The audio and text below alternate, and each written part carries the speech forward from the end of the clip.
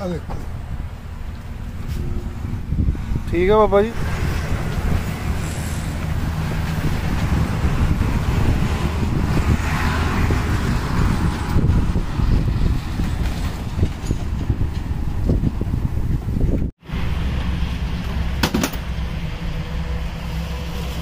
ਲਓ ਉਹ ਭੱਜੇ ਤਾਂ ਆਏ ਨੇ